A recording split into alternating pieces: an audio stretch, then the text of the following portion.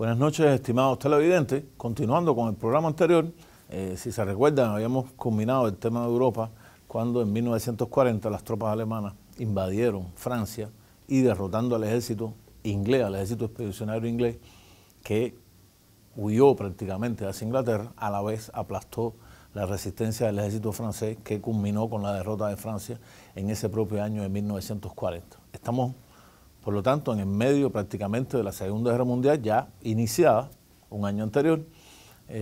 1940 también en la historia de Europa es importante el enfrentamiento prácticamente de lo que se llamó la guerra aérea de Alemania contra Inglaterra, momento en que en la historia de Inglaterra también nace o se llegue, ya era un político famoso, pero nunca había tenido el predominio que tuvo en estos años, digamos, difíciles para la historia inglesa, que fue el caso de Winston Churchill, el que de una u otra manera dirigió a el pueblo inglés y al ejército inglés en contra de la Alemania hitleriana.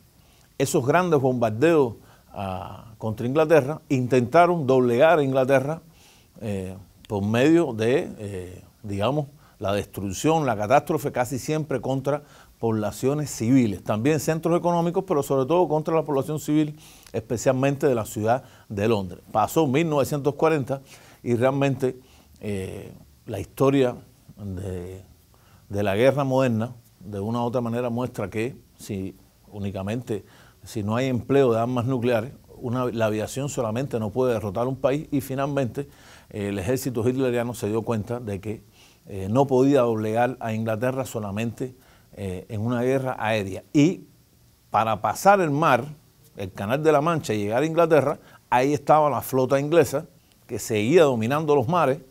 Por lo tanto, digamos que Inglaterra, bloqueada y asediada por la aviación inglesa, quedó prácticamente en un stand-by en el momento de la guerra, y las fuerzas alemanas, Hitler, empezó a trasladar las tropas hacia el frente oriental, o lo que sería el frente oriental, en este caso hacia la frontera de la Unión Soviética. El alto mando del Estado Mayor alemán ideó el llamado Plan Barbarroja, por el cual se preveía el aniquilamiento de las tropas del Ejército Rojo en prácticamente unos meses antes que llegara el invierno ruso, o sea, antes de noviembre, diciembre. Se pensaba que en los meses de junio, julio, agosto, hasta septiembre, en último caso hasta octubre, sería aniquilado el Ejército Rojo. Con esto, los alemanes rompían el tratado de no agresión que había firmado Hitler y Stalin, en este caso sus ministros de Relaciones Exteriores, Ribbentrop por la parte alemana y Molotov por la parte rusa. Se rompía este pacto y se inicia evidentemente la parte más cruenta de la historia de las guerras en Europa, en este caso de la que sería llamado después la Segunda Guerra Mundial. El 22 de junio de 1941, las tropas alemanas, después de un intenso bombardeo, entraron en el territorio de la Unión Soviética, grandes columnas de tanques, aplastando la resistencia, en algunos casos enconados, en otros casos grandes cercos de tropas que incluso muchos de ellos hubo gran cantidad de prisioneros, y prácticamente el ejército ruso en ese momento, el ejército rojo, que mayoritariamente era el ejército ruso, tuvo pérdidas entre 3 y 5 millones prácticamente en estos primeros meses de combate. Tanto es así que en la parte de la Unión Soviética, ante lo que yo personalmente creo que ni el propio Stalin creía, se vio en un momento en que los alemanes podían derrotar en esa guerra relámpago al Ejército Rojo y dominar todo ese inmenso país que en una confrontación evidentemente ideológica entre la Alemania nazi y la Unión Soviética llamada comunista, marxista-leninista, que traducido desde el punto de vista de definiciones de concepto, hay que verlo como estalinista, porque marxismo-leninismo es estalinismo. Para hablar de marxismo habría que hablar marxismo y leninismo, y entonces no sería estalinismo, pero cuando se habla de marxismo-leninismo estamos hablando de estalinismo. O sea, la concepción que Stalin llevó a la formación de ese inmenso Estado que se llamó la Unión de Repúblicas Socialistas Soviéticas. Es importante en estos momentos de la historia de Rusia señalar que Stalin y la alta dirigencia en ese momento del Partido Comunista Ruso, cuando hace el llamado, digamos, a movilizar al pueblo ruso en contra de la agresión alemana, no llamaron a defender ni siquiera el comunismo, ni siquiera a ese inmenso país que evidentemente había desarrollado una forma socialista, estatista de producción, sino que hacen el llamado a la Gran Guerra Patria. Y uno tiene que definir qué cosa es esto. O sea, cuando se habla de la Gran Guerra Patria, se está hablando de, o se está instando al nacionalismo ruso, no a la defensa del comunismo, lo cual no demerita el papel que, evidentemente, en esos años el Partido Comunista Ruso tuvo en la defensa también de los territorios de la Unión Soviética. Lo cierto es que el ejército alemán, avanzando de una manera impetuosa, llegó prácticamente a las afueras de Moscú, cercó Leningrado, cuna de la Revolución Rusa de 1917, antiguo San Petersburgo, hoy también se llama San Petersburgo, pero que después de la Revolución se había llamado Leningrado, y queda cercado Leningrado, y en ese avance impetuoso de esa guerra relámpago, los tanques alemanes llegaron prácticamente al borde de la capital de ese inmenso país, avanzando miles de kilómetros. Estamos hablando de un avance de más de 4.000 kilómetros, con un ejército ruso que prácticamente en esos primeros meses había sido derrotado. ¿Qué ocurre en este momento? Se habla por historiadores, los diferentes historiadores del occidente, de que ese avance alemán se detuvo de una u otra manera porque llegó el invierno. Yo quiero dejar algo que, desde mi punto de vista, creo que es muy importante. Más que el invierno ruso, lo que detuvo a los tanques alemanes fue el otoño ruso. ¿Por qué? Porque en el otoño ruso, cuando se llueve, en esas carreteras que no eran carreteras como la que hoy ni siquiera vemos en Rusia, sino que eran carreteras muchas veces no tenían asfalto, o sea, carreteras que a la lluvia se formaba fango. Imagínense ustedes, cuando las orugas de los tanques empiezan a pasar por esos territorios, se hace más fango y evidentemente de una u otra manera se detuvo el avance del ejército alemán, a la vez de la enconada resistencia que el ejército rojo le estaba haciendo a ese avance. ¿Por qué digo esto? Porque en el invierno, aunque el invierno ruso realmente es cruento, cualquiera que haya estado en Rusia sabe que el invierno realmente ruso es cruento. En Moscú muchas veces temperatura de 40 grados bajo cero, o sea, es como si estuviéramos viviendo en un congelador. Es realmente una temperatura bien fría, pero al congelarse esas carreteras, los tanques alemanes podían avanzar más rápido hacia Moscú. Por lo tanto, hablar solamente del invierno ruso y obviar, yo diría, el otoño, porque cuando un ejército va a una guerra tiene que estar preparado para las condiciones de los países que incluso está diciendo que va a ocupar, y no tomar en cuenta a la vez la enconada resistencia del ejército ruso, hizo que ese avance alemán se hiciera más lento, lo cual trajo consigo que las tropas rusas reagrupadas y muchas de esas tropas rusas traídas de la lejana, de la parte siberiana de Rusia, se agruparan, y en el momento en que los alemanes prácticamente estaban en las bordes de Moscú, recibieron el primer contraataque del ejército rojo en lo que la historiografía militar ha llamado la batalla de Moscú, y por primera vez el ejército alemán fue derrotado y tuvo que retroceder hacia líneas que de Moscú estaban más o menos entre 500 y 600 kilómetros. O sea, por primera vez en la historia de la Segunda Guerra Mundial, el ejército alemán fue derrotado y fue detenido. 1941. En este momento,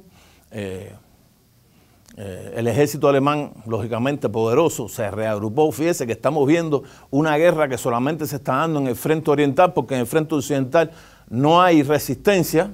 Francia fue derrotada, Inglaterra está cercada por el aire y por el mar, solamente recibe los abastecimientos de los Estados Unidos que entra en esa Primera Guerra Mundial en el propio año 1941, después del ataque de Japón a Pearl Harbor. Y después del ataque de Japón a Pearl Harbor, increíblemente Hitler, aliado de Japón, pero haciendo una maniobra que es considerada errada por la historiografía militar y la historiografía diplomática del momento, le declaró la guerra a los Estados Unidos. Y uno diría, bueno, ¿y esto y qué pasa al declarar la guerra? El problema es que el pueblo estadounidense hasta ese momento estaba en contra de la guerra contra Alemania, no quería participar. Ahora, esa combinación, ataque japonés a Pearl Harbor en las Islas Hawái y la declaración de guerra de Hitler a los Estados Unidos, movilizaron evidentemente el espectro político y el pueblo estadounidense se volcó en contra de Hitler y empezaron de una manera masiva a ayudar a Inglaterra. O sea, Inglaterra se convirtió de una u otra manera en la principal base de abastecimiento o de un futuro enfrentamiento en un frente occidental en Europa de las tropas estadounidenses hacia Inglaterra. Empezaron los grandes convoyes marítimos atacados por los submarinos alemanes, pero sin poder ser detenidos, en una Inglaterra que desde 1941, con la declaración de guerra de Hitler a los Estados Unidos, y hasta la apertura posterior que vamos a ver del segundo frente en 1944,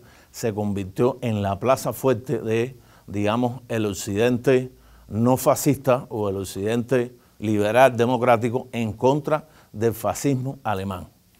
Pasa el año 1941, llega el año 1942 y vamos a ver entonces que se va a producir entonces la batalla más importante, podemos decir, de la Segunda Guerra Mundial, lo cual veremos en la segunda parte del programa.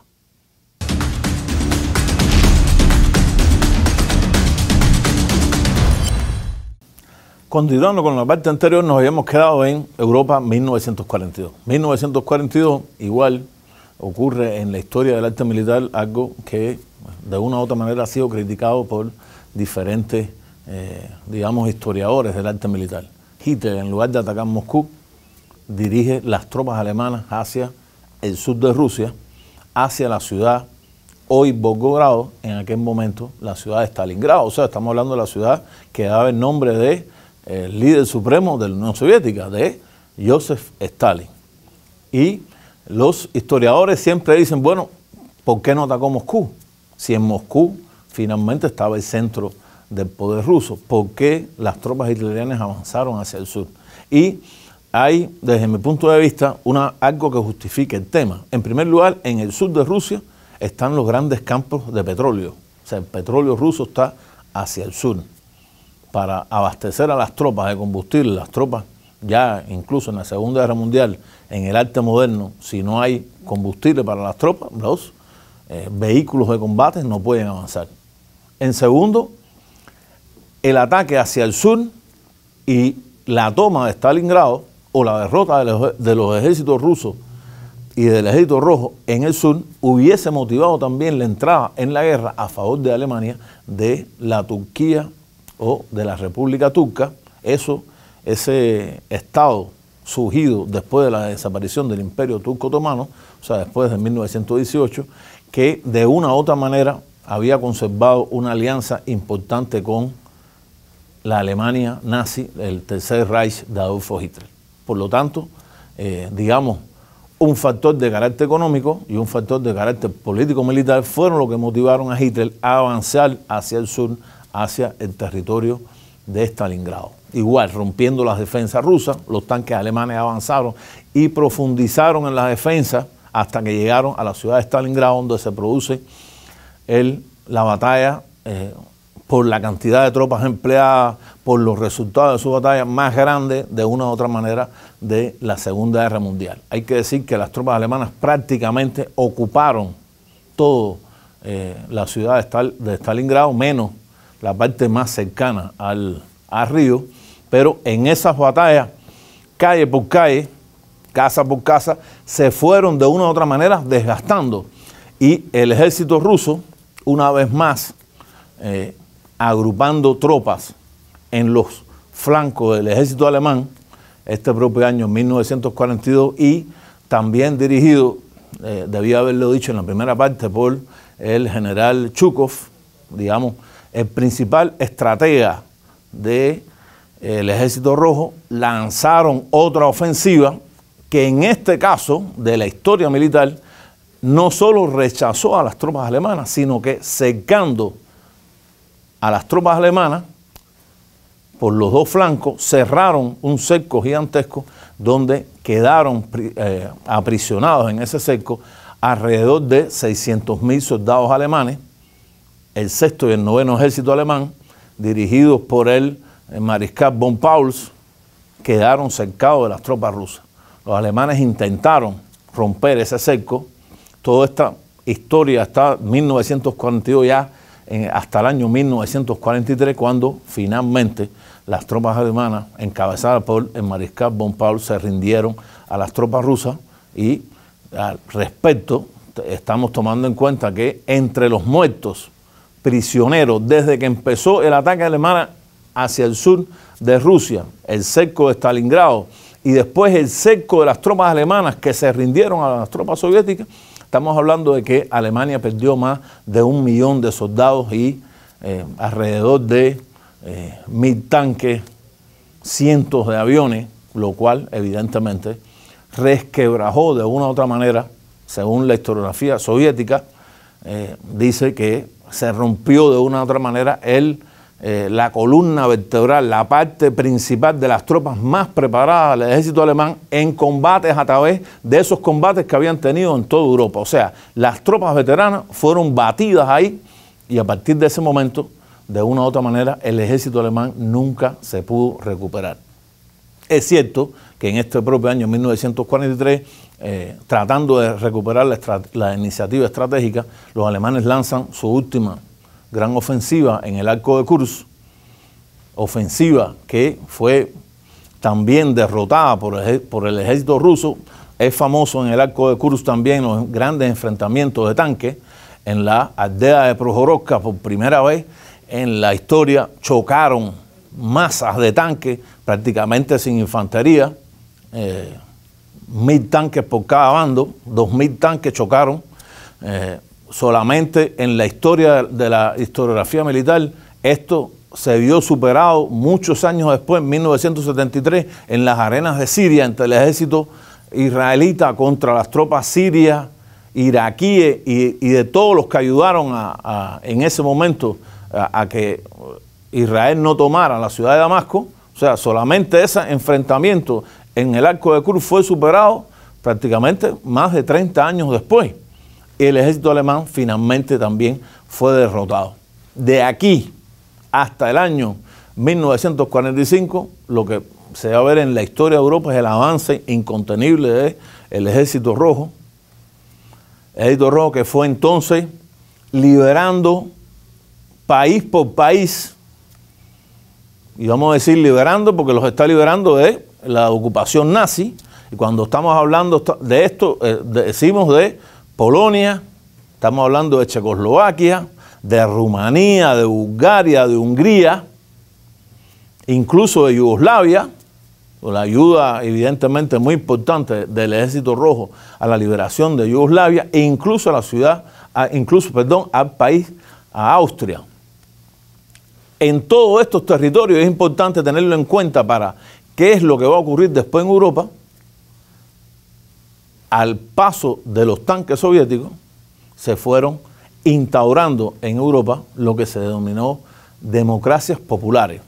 yo le hago así entre comillas, no creo que sea el momento de analizar qué cosas significaban estas democracias populares, pero lo cierto es que el Ejército Rojo, y al compás de esas victorias, impuso a los partidos comunistas de estos países en el poder.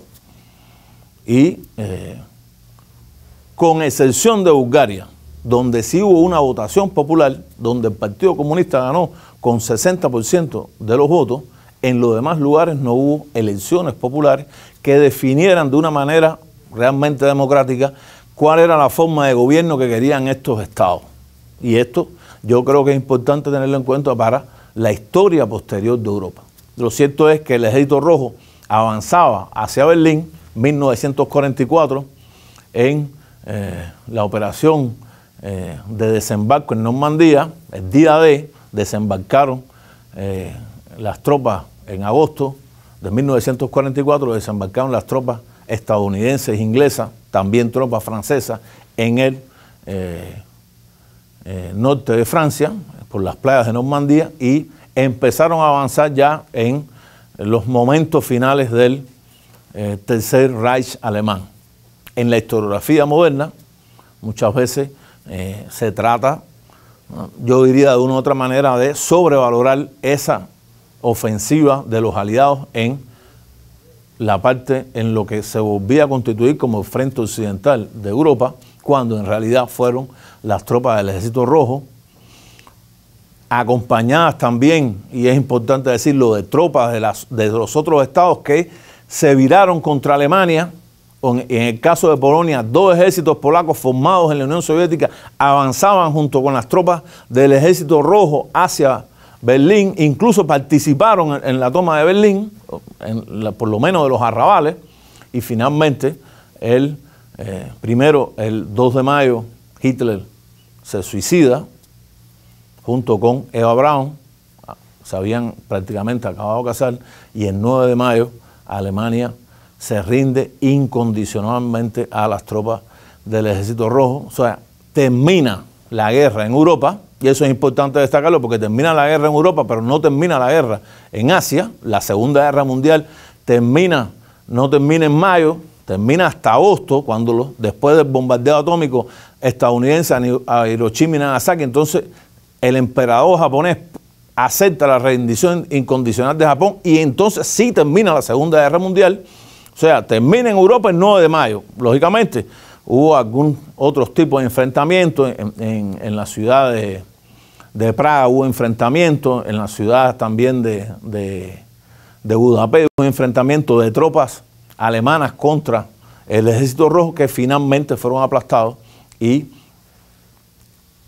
con esto culmina la Segunda Guerra Mundial y empieza en Alemania la ocupación de las 4 potencias vencedoras de la Segunda Guerra Mundial sobre el territorio alemán. Y esto es importante tenerlo en cuenta porque cuando hablamos de la ocupación es que hay un territorio ocupado por los estadounidenses, un territorio ocupado por los ingleses, un territorio ocupado por los franceses y un territorio que de Alemania era el territorio mayor, de la Alemania oriental, es ocupado por el Ejército Rojo. O sea, Alemania quedó dividida en 4. La Alemania, como la que conocemos hoy, Alemania pierde todos los territorios de la Prusia Oriental, la ciudad de Königsberg pasa a llamarse Kaliningrado hasta nuestros días, y es una ciudad en este momento rusa con población rusa. O sea, la población alemana que vivía en Prusia Oriental fue una población que fue convidada a irse hacia Alemania. Es como si le dijeran, aquí está la calle, váyanse. O sea, fueron expulsados, esa es la historia, es la realidad, y el Ejército Rojo ocupó ese territorio que pertenece a perteneció a la Unión Soviética y pertenece a Rusia hasta nuestros días. O sea, es un enclave de Rusia prácticamente en el centro de Europa. Es el enclave más cercano que tiene Rusia hacia todos los territorios que conforman el mar Báltico o que tienen fronteras marítimas hacia el mar Báltico. ¿Por qué les digo lo de Alemania y esa ocupación? Porque de esa ocupación prácticamente años después, de las zonas ocupadas por Estados Unidos, Inglaterra y Francia, van a ser la Alemania, lo que se llamó la Alemania Occidental, o República Federal Alemana, con Bonn como capital, mientras en la Alemania Oriental van a ser la República Democrática Alemana, con Berlín Oriental como capital y con el Partido Comunista Alemán al frente, o sea, Alemania después de la Segunda Guerra Mundial, y como consecuencia, como una de las principales consecuencias de la Segunda Guerra Mundial, quedó dividida en dos. Una, Alemania, digamos, la Alemania occidental, liberal, y la Alemania oriental, comunista. Hasta aquí este programa de hoy. Continuamos con el tema de Europa en el próximo programa. Muchas gracias.